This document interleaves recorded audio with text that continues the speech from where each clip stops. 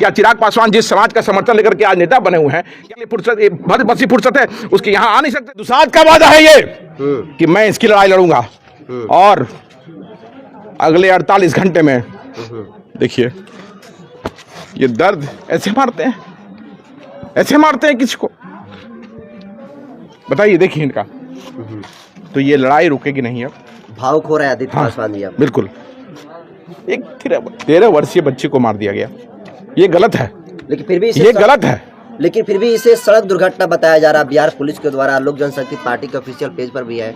मैं आपके माध्यम से पूरे बिहार के पासवानों से कहना चाहता हूं कि जागो, उठो और लड़ाई करो, और नहीं तो तुम्हारी बहन बेटी इसी तरह से मारी जाती रहेगी। पूरे बिहार में लोग मारे जा रहे हैं और लोग जाते हैं उस जगह पर, फोटो वीडियो बना करके निकल जाते हैं। लड़ाई सिर्फ आदित्य पासवान लड़ रहा है और मैं वादा करके जा रहा हूं यहां से कि एक दुसाध का वादा है ये, और दुसाध की बेटी को मारा गया है संवैधानिक तरीके से। बाबा साहब भीमराव अंबेडकर ने जो संविधान में हमें अधिकार दिया है, उस अधिकार का इस्तेमाल करके हम लड़ाई लड़ेंगे, और जब तक इसकी गिरफ्तारी नहीं होगी हम चैन से बैठने नहीं वाले हैं।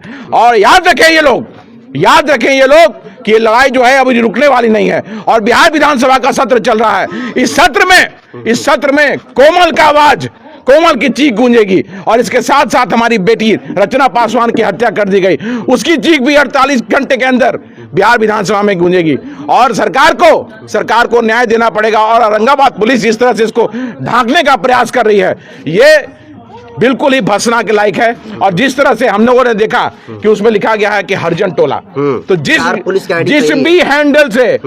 भी हैंडल से ये आया है, उस हैंडल को जो चलाता है, जो पदाधिकारी उस हैंडल को चलाते हैं, उन पर SC ST केस होना चाहिए, क्योंकि हरिजन शब्द जो है वो संवैधानिक नहीं है। और जो यहाँ ड्रामा चल रहा है, लोग आकर के, मैं इनसे कहना चाहता हूँ, विनय जी से कहना चाहता हूँ, उनकी माँ से कहना चाहता हूँ कि किसी को एंटरटेन नहीं कीजिए। कोई आपकी लड़ाई नहीं लड़ेगा, सिर्फ यहाँ फोटो खिंचा कर चला जाएगा। और 48 घंटे के अंदर अगर इनको रिपोर्ट नहीं मिलेगा, तब जो सजा ये देंगे मैं उसके लिए तैयार हूं। चिराग पासवान कि समाज का जब जूता पड़ रहा है, गाली पड़ रहा है, तो चिराग पासवान यहाँ आ रहा है।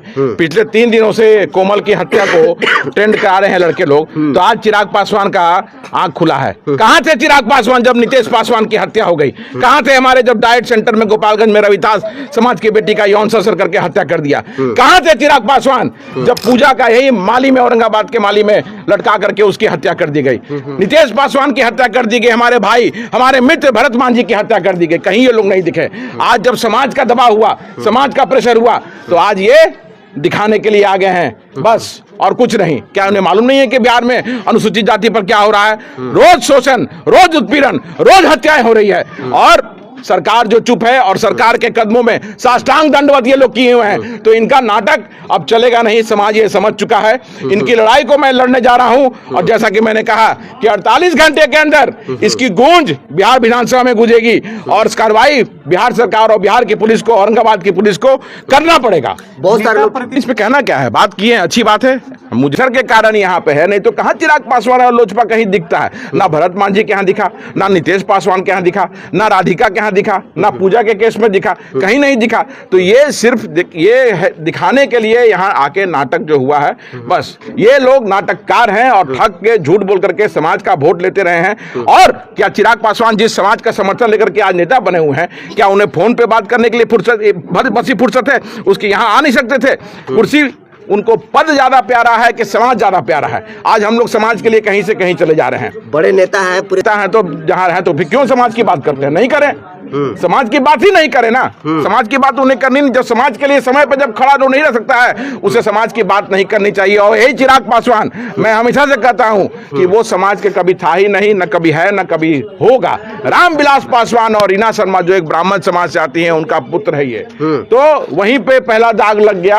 तो जो समाज का है ही नहीं, वो समाज के लिए कभी नहीं खड़ा हो सकता है। मैं खड़ा हूं, और मैं फिर से कह के जाता हूं, विनय जी, इनकी मां यहाँ पे खड़ी है, मैं आप लोगों से वादा करके जा रहा हूं कि आपकी लड़ाई को, कोमल की लड़ाई को, जो चीख उसकी उठी है, उसको हम लोग दबने नहीं देंगे, और उसको न्याय मिलेगा।